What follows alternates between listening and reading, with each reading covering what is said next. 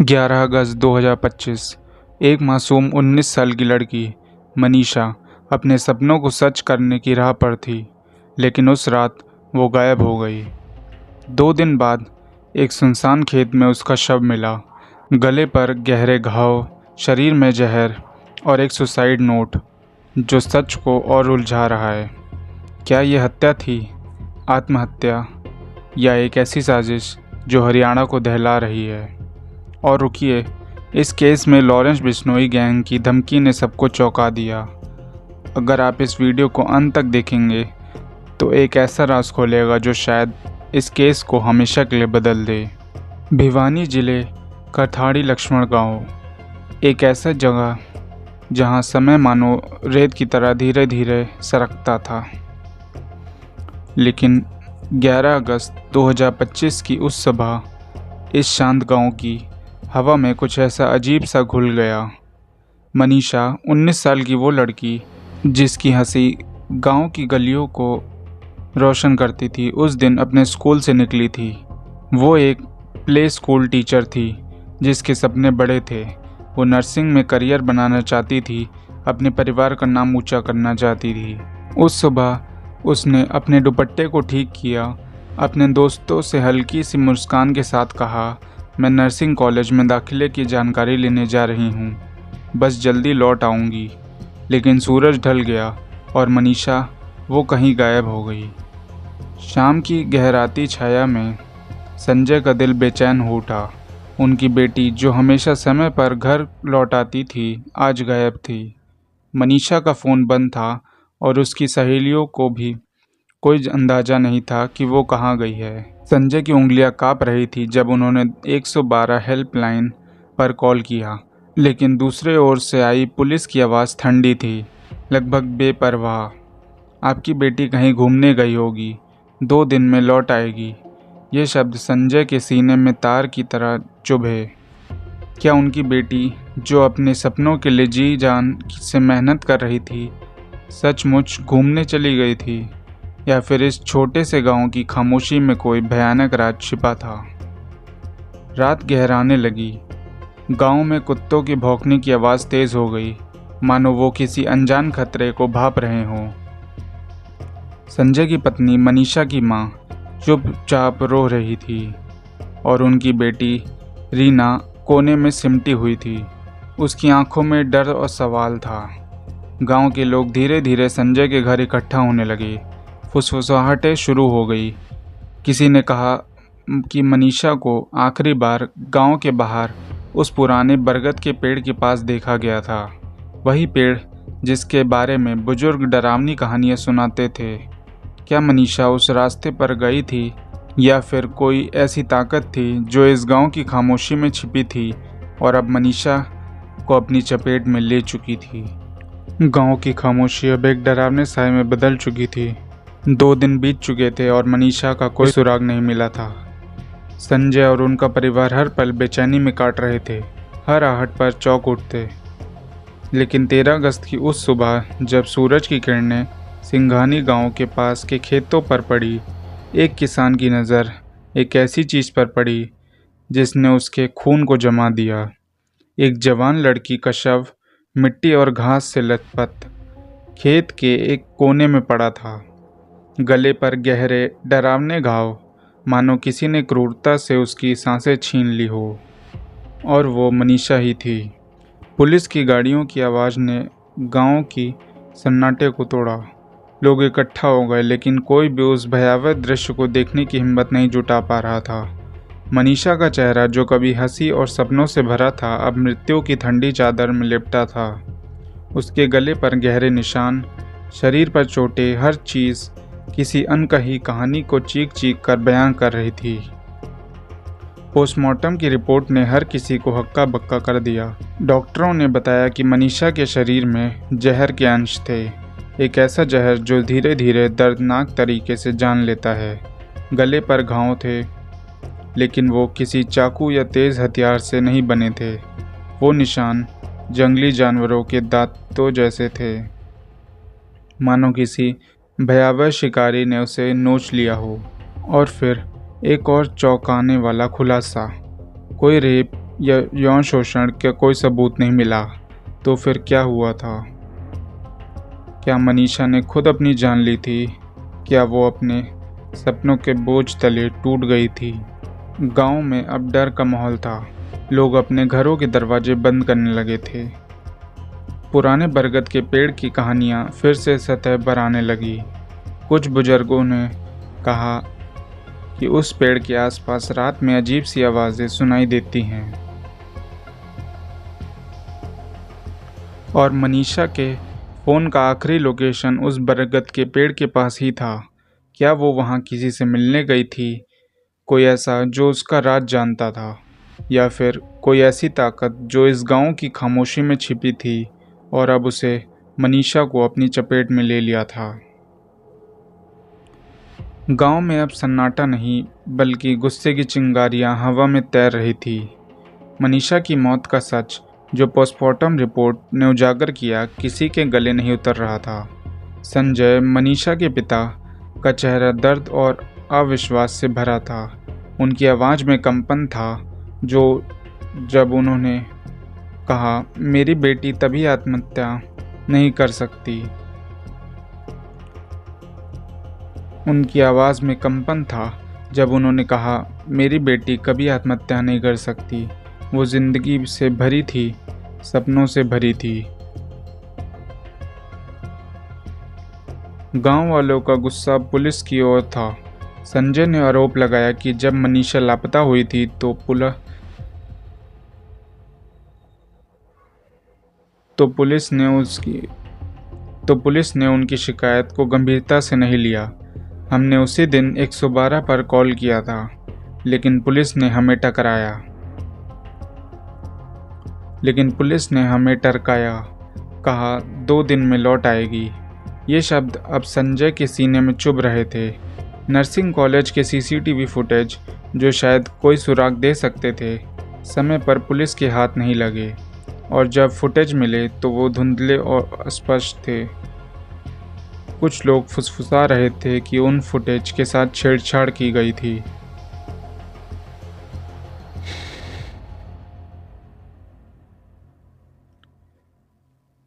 भिवानी और चरखी दादरी में गुस्सा अब सड़कों पर उतर आया था। दिल्ली पिलानी रोड पर सैकड़ों लोग इकट्ठा हो गए। टायर जल रहे थे, नारे गूंज रहे थे, दुकानें बंद हो चुकी थी, और गांव की हवा में तनाव की गंध थी। महापंचायतें बुलाई गई, जहां हर वक्ता एक ही सवाल उठा रहा था, मनीषा को इंसाफ कब मिलेगा। प्रदर्शनकारियों की मांग साफ थी, मनीषा के हत्यारों को गिरफ्तार करो और इस केस को सीबीआई को सौंप दो। लोग अब पुलिस पर भरोसा नहीं कर रहे थे। हर कोई जानना चाहता था कि आखिर उस रात मनीषा के साथ क्या हुआ। क्या वो अकेली थी या कोई उसका पीछा कर रहा था। लेकिन तभी एक और ट्विस्ट ने इस रहस्य को और उलझा दिया। पुलिस को मनीषा के फ़ोन से एक मैसेज मिला जो उस रात भेजा गया था। मैसेज में सिर्फ एक लाइन थी, मुझे माफ़ कर देना। ये मैसेज संजय को भेजा गया था, लेकिन वो दावा करते थे कि उन्हें कभी ऐसा कोई मैसेज नहीं मिला। और सबसे हैरान करने वाली बात, फ़ोन का डेटा दर्शाता था कि ये मैसेज मनीषा के गायब होने के कई घंटे बाद भेजा गया है।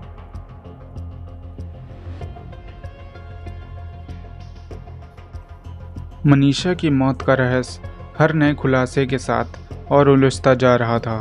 पुलिस ने अब एक नया दावा ठोक दिया। मनीषा के बैग से एक सुसाइड नोट मिला था, एक कागज़ का टुकड़ा जिसमें कापती सी लिखावट में लिखा था कि मनीषा अपने माता पिता की नाराज़गी से दुखी थी। पुलिस के मुताबिक 11 अगस्त को मनीषा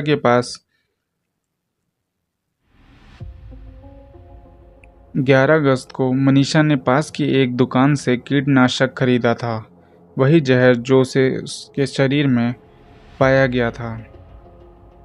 लेकिन ये दावा सुनकर संजय का गुस्सा 7वें आसमान पर पहुंच गया। उनकी आंखों में आंसुओं के साथ अविश्वास था। मेरी बेटी ने ऐसा कोई नोट नहीं लिखा, उन्होंने चीख कर कहा। क्या ये नोट असली था?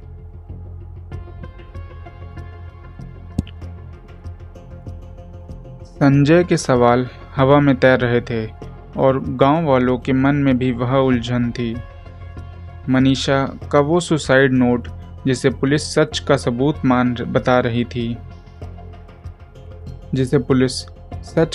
बता रही थी किसी को भरोसेमंद नहीं लग रहा था। गांव के एक बुजुर्ग ने कहा, मनीषा को हम सब जानते थे। वो इतनी कमज़ोर नहीं थी कि अपनी जान ले ले, और अगर उसने जहर खाया तो वो कीटनाशक की बोतल कहाँ गायब हो गई, उसका फ़ोन कहाँ है। लोग अब पुलिस की थ्योरी पर सवाल उठाने लगे। मनीषा के शरीर पर चोटें, पोस्टमार्टम में जंगली जानवर को काटने के बाद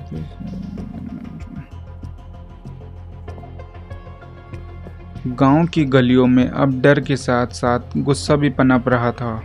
लोग उस दुकानदार की तलाश में जुट गए जिसने कथित तौर पर मनीषा को कीटनाशक बेचा था।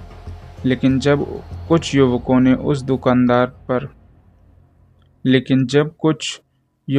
उस दुकान पर जाकर पूछताछ की तो दुकानदार ने साफ इनकार कर दिया। मैंने उस दिन मनीषा को नहीं देखा, उसने कसम खाकर कहा, और मेरी दुकान में कोई कीटनाशक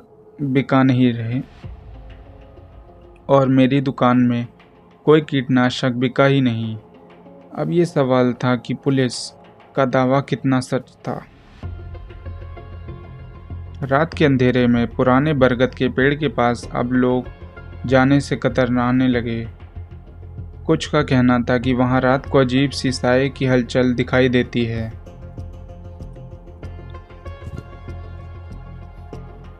गांव की हवा में अब एक नई तरह का डर फैल चुका था, मानो कोई अंधेरा बादल पूरे इलाके पर मंडरा रहा हो।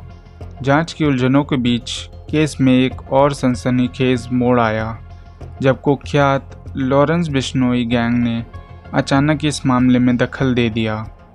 वो गैंग जिसका नाम सुनते ही अपराध की दुनिया में सिरहन दौड़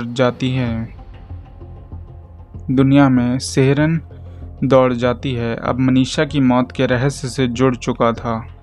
सोशल मीडिया पर एक धमकी भरा पोस्ट वायरल हो गया जिसमें गैंग ने साफ साफ चेतावनी दी, अगर हरियाणा पुलिस मनीषा को इंसाफ देने में नाकाम रही तो हम खुद हत्यारों को सज़ा देंगे। ये शब्द आग की तरह फैले और हर कोई सोच में पड़ गया, क्या ये इंसाफ की पुकार थी या कुछ और। पोस्ट में लॉरेंस बिश्नोई और उनके सहयोगी गोल्डे ढिल्लों का नाम जोड़ा था, जो हरियाणा में अपनी दहशत फैलाने की कोशिश कर रहे थे। गैंग की ये धमकी सिर्फ शब्द नहीं थे, ये एक चुनौती थी, पुलिस की नाकामी पर एक तमाचा था। सोशल मीडिया पर वो पोस्ट फैलते ही हंगामा मच गया। लोग शेयर कर रहे थे, कमेंट्स में बहस छिड़ गई। कुछ कह रहे थे कि गैंग की ये एंट्री इंसाफ की उम्मीद है, तो कुछ डर रहे थे कि इससे हालात और बिगड़ जाएंगे। पुलिस की नींद उड़ गई। क्या ये सिर्फ एक खाली धमकी थी या इसके पीछे कोई गहरी साजिश छिपी थी? लगातार प्रदर्शन, सड़कों पर जलते टायर और गांव वालों की एकजुट आवाज़ ने आखिरकार हरियाणा सरकार को झुकने पर मजबूर कर दिया। 19 अगस्त को हरियाणा के मुख्यमंत्री नायब सिंह सैनी ने एक प्रेस कॉन्फ्रेंस में ऐलान किया, हमारी बेटी मनीषा को पूरा इंसाफ मिलेगा। इस केस को सीबीआई को सौंपा जा रहा है। उनकी आवाज़ में दृढ़ता थी, लेकिन थाणी लक्ष्मण के लोगों के मन में संदेह की परछाइयां अभी भी मंडरा रही थी। 21 अगस्त की उस सुबह मनीषा का अंतिम संस्कार गांव की पंचायत की सलाह पर हुआ। संजय, जिनके चेहरे पर दर्द और थकान की गहरी लकीरें उभर आई थी, अपनी बेटी को आखिरी विदाई देने के लिए खड़े थे। गांव की हवा में सिसकियां की आवाज़ गूंज रही थी। मनीषा की छोटी बहन रीना चुपचाप अपनी माँ के सीने से लगी थी। उसकी आंखों में सवाल अब भी जस के तस थे। अंतिम संस्कार की चिता की आग ने मनीषा के शरीर को तो लील लिया, लेकिन उसके साथ जुड़े रहस्यों को जलाने में नाकाम रही। गांव वाले सीबीआई की जांच की घोषणा के साथ ही गांव की गलियों में फुसफुसाहटें फिर से तेज हो गई। लोग उस पुराने बरगद के पेड़ की कहानियों को फिर से दोहराने लगे। कुछ का कहना था कि मनीषा का आखिरी फ़ोन लोकेशन उसी के पेड़ के पास था।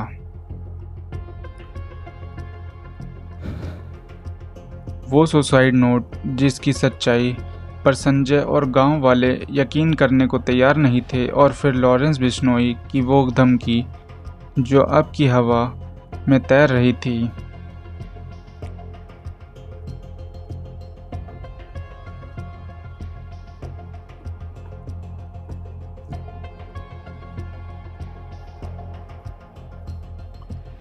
गांव की हवा में अब भी मनीषा की अनसुलझी कहानी की गूंज बाकी है। हर गली, हर घर, हर चौराहा उस 19 साल की लड़की की यादों में सना हुआ है। हरियाणा के लोग आज भी सड़कों पर उतरते हैं, मनीषा के लिए इंसाफ मांगते हैं। सीबीआई की जांच शुरू हो चुकी है, लेकिन हर बीतता दिन एक नया सवाल खड़ा करता है। मनीषा की कहानी अब सिर्फ एक मर्डर मिस्ट्री नहीं रही। ये एक चीख है, एक सवाल है। हमारी बेटियों की सुरक्षा का जिम्मेदार कौन है? हरियाणा के लोग, मनीषा का परिवार और शायद आप भी इस सच को जानना चाहते हैं। अगर आपके पास कोई सुराग है, कोई थ्योरी है या कोई ऐसी बात है जो इस रहस्य को सुलझा सकती है, तो चुप ना रहें, अपनी आवाज़ ज़रूर उठाएं। मनीषा की कहानी को हर उस शख्स तक पहुंचाएं जो इंसाफ में यकीन रखता है। अगली बार हम फिर मिलेंगे एक और अनसुलझे रहस्य को खोलने की कोशिश में। तब तक इस कहानी को शेयर करें, सवाल पूछें और सच की तलाश में साथ दें। क्या पता आपका एक कदम मनीषा को इंसाफ दिला दे। धन्यवाद।